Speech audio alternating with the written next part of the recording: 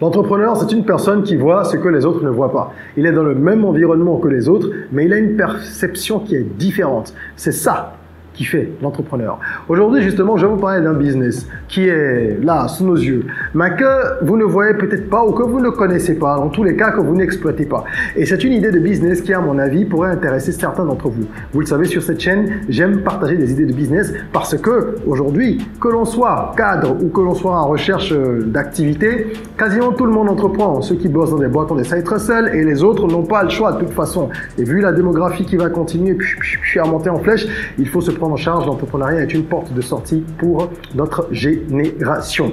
Prenez de quoi noter. On va parler de cette opportunité-là qui peut véritablement vous faire de vous un millionnaire si vous vous concentrez et que vous travaillez avec intelligence, stratégie et abnégation. On en parle tout de suite.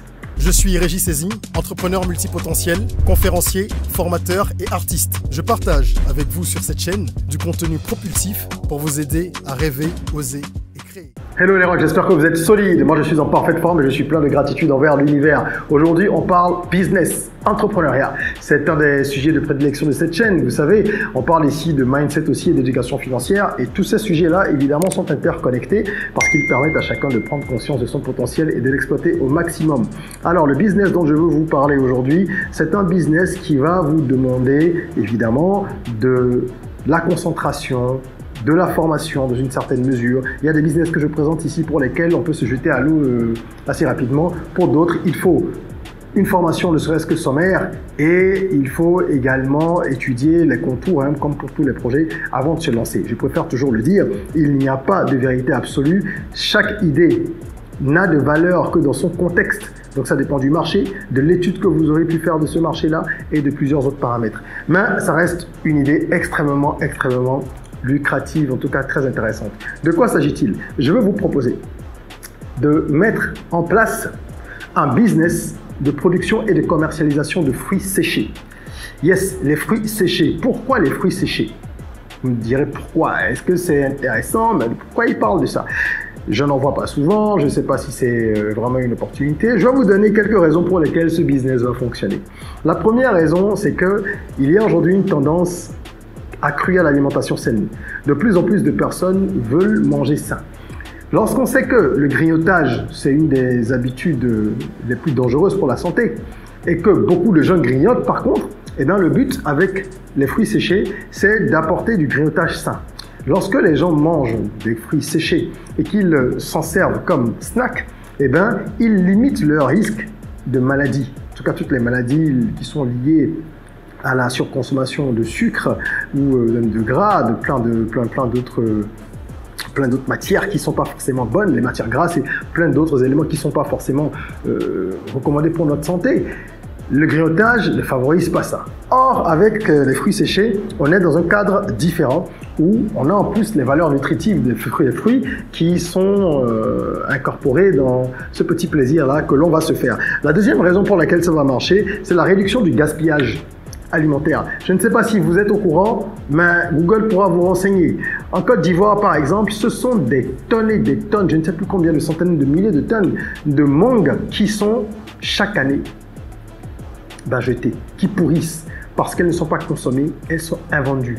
C'est une catastrophe. Il y a d'ailleurs des usines de transformation de mangues séchées qui croissent en Côte d'Ivoire et qui viennent justement apporter une solution à ce problème-là. Vous prenez le cas du Bénin, ce sont les oranges, entre autres. Hein, on retrouve de nombreuses oranges dans certaines zones du Bénin qui sont là au bord des routes et que les gens n'achètent pas et qui vont pourrir. Donc dans chaque pays, où que vous soyez en Afrique, parce que nous ne maîtrisons pas encore convenablement tous les cycles pour ces différents produits, il y a toujours un ou des fruits qui pourrissent en gros volume en raison justement d'une insuffisance de consommation ou d'une exploitation insuffisante.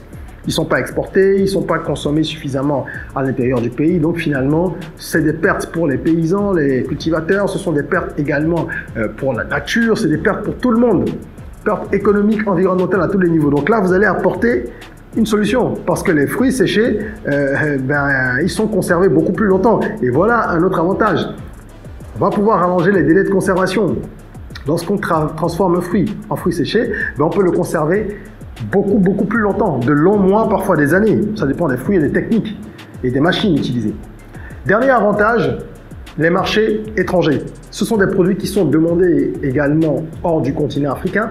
Donc vous pourrez non seulement desservir votre marché local et éventuellement régional par la suite ou continental, mais aller bien au-delà vers des marchés européens, américains, asiatiques, si vous avez des offres compétitives, bien sûr. Quels sont les challenges? Vous le savez, je présente toujours les choses de façon très transparente. Il y a des avantages, mais il y a également des défis. Le premier challenge que je vois, moi, c'est l'approvisionnement en matières premières. Parce qu'ici, on est dans un business qui dépend beaucoup de la saisonnalité. Il y a des fruits qui vont être disponibles à telle saison, d'autres qui ne vont pas l'être, etc., etc. Donc, pour choisir vos produits, ceux sur lesquels vous allez travailler, vous n'allez pas faire tous les fruits en même temps, n'est-ce pas? Il va falloir étudier tout ça en fonction de la disponibilité de votre pays et vous assurer d'avoir un approvisionnement suffisant pour pouvoir tenir toute l'année. Parce que si vous faites des fruits, vous avez beaucoup de commandes, vous faites des fruits séchés, vous avez beaucoup de commandes et que en juin, juillet, les fruits que vous vendez ne sont plus produits, que vous n'avez pas assez de stock, que les gens vous en commandent, que vous ne pouvez pas livrer, ben ça va devenir compliqué, quoi. Vous n'aurez les produits qu'une partie de l'année alors que vous devez vous débrouiller pour avoir les produits en continu. Donc il faut pouvoir bien gérer tout ce qui est gestion de stock, appro et tout ça. Et ça, c'est un challenge qui peut être relevé, mais il faut le noter. Il y a également les coûts de démarrage. Sur cette chaîne, je présente parfois des business qu'on peut démarrer avec 50 000. J'ai même parlé de certains business qu'on peut lancer avec 10 000 ou quasiment avec 0 francs parce que c'est votre tête, d'accord? Quelqu'un qui bosse, qui propose par exemple des services graphiques et qui utilise des versions gratuites de certains logiciels en ligne, il va pouvoir travailler avec sa tête. Il a un ordi, c'est 0 francs. Mais il y a également des business qui nécessitent des ressources. Celui-ci nécessite des ressources. Je vais vous expliquer pourquoi. On va parler donc maintenant de l'investissement. Mais avant ça, je voudrais vous inviter à vous rendre sur www.academyrock.com. Parce que si vous avez envie d'avancer dans ce business-là ou dans n'importe quel autre business, il vous faut un business plan.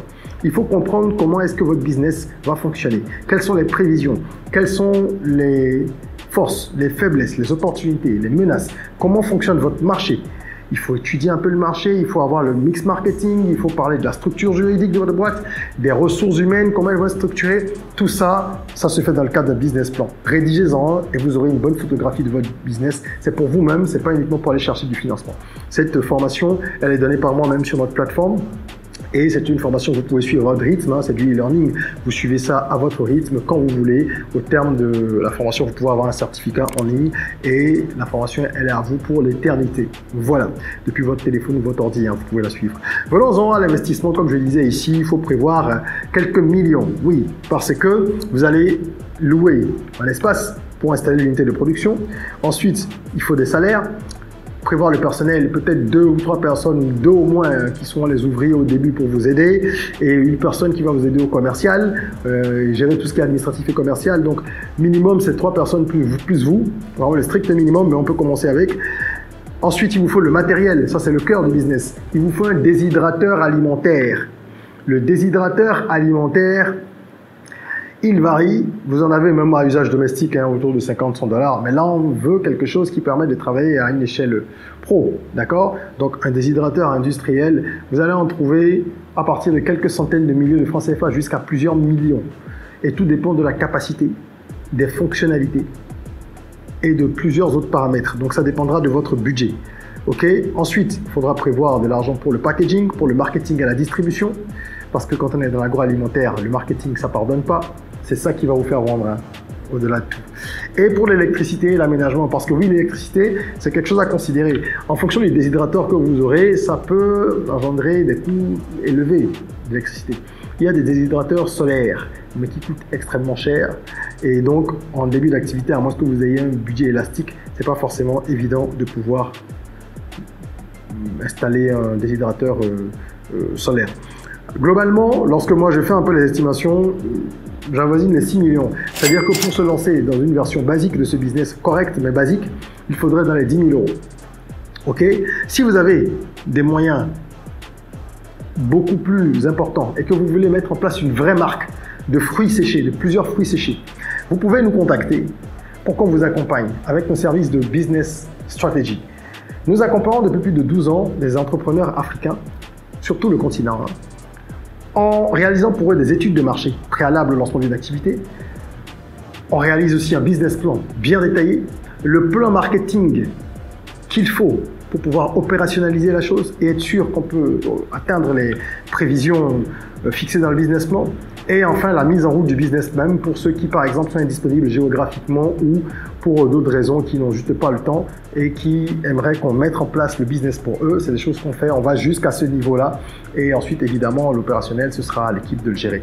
Mais c'est une batterie de services qu'on peut mettre à votre disposition pour ce business ou pour d'autres. C'est vraiment pour les business d'envergure parce qu'on fait un travail d'étude préalable qui est très fouillé. Ça demande des ressources humaines, financières. Donc, c'est vraiment pour les business d'envergure. Mais les résultats après sont extraordinaires parce que vous avez de meilleures garanties de succès pour votre projet.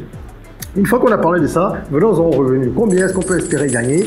On ne peut pas donner de chiffres précis pour ce business, contrairement à d'autres pour lesquels je fais des projections, parce que tout dépendra de la taille du marché. Est-ce que vous vendez au local, vous vendez en régional, est-ce que vous vendez à l'échelle mondiale? Ça dépendra de la gamme de produits aussi, combien de produits vous avez, quels sont les prix que vous pratiquez, et on va multiplier tout ça par la fréquence d'achat, etc. pour avoir des simulations. Mais soyez-en certains, faites des recherches si vous voulez, il y a énormément d'argent dans ce business. Énormément. Parce que quand vous allez vers des producteurs dont les récoltes de toute façon sont perdues à moitié ou aux 3/4 d'habitude, vous avez un pouvoir de négociation qui est déjà plus élevé. Vous allez pouvoir obtenir des prix intéressants sur toute l'année avec eux. Donc vous aurez une matière première à prix intéressant que vous allez transformer en produit demandé à l'échelle mondiale. C'est une opportunité en or. Pour tout business, il y a des leviers, comme pour celui-ci, il y a des leviers pour réussir le business, parce que l'idée n'est que la fondation. On ne peut pas tout évoquer dans cette vidéo, elle serait trop longue. Il y a plusieurs astuces qu'il faut mettre en place, c'est ce que j'appelle les clés ou les astuces rock. Je vous en donne juste deux comme ça. J'ai parlé du sourcing, il faut pouvoir s'approvisionner de façon qualitative et continue. Il faut avoir une variété de produits pour maximiser les chances de vente. Il y a également le marketing, je crois que je l'ai souligné déjà, qui va être extrêmement décisif pour un business agroalimentaire, et tout ce qui est certification, parce que si vous voulez aller à l'international, il vous faut de bonnes certifications pour entrer sur certains marchés. Donc ça demande du temps, de l'investissement, du travail, mais une fois que vous avez ces certifications-là, c'est un peu l'Eldorado, quoi, parce que les portes s'ouvrent. Là, ce sont même les portails qui s'ouvrent. Voilà ce que je voulais partager avec vous. Il y a beaucoup d'autres choses qu'on peut faire avec les déshydrateurs alimentaires. Il n'y a pas que les fruits. On y reviendra dans d'autres vidéos et j'espère que ça vous aura inspiré. N'oubliez pas que vous pouvez booker une séance de coaching avec moi, une séance d'1 heure pour échanger en ligne. Et lors de ces sessions-là de 60 minutes, j'apporte mes lumières sur des problématiques précises qu'un entrepreneur a besoin de résoudre pour avancer ou pour se lancer. Voilà. Cette vidéo s'achève ici. J'espère qu'elle vous a plu. Mettez un like si c'est le cas. N'oubliez pas de la partager, c'est très important. Il ne faut pas garder les bonnes choses que pour soi. N'oubliez pas non plus de vous abonner. En attendant qu'on se retrouve pour une nouvelle vidéo, prenez soin de vous, de votre corps, mais aussi et surtout de votre mind. Rêvons, osons, créons, soyons rock.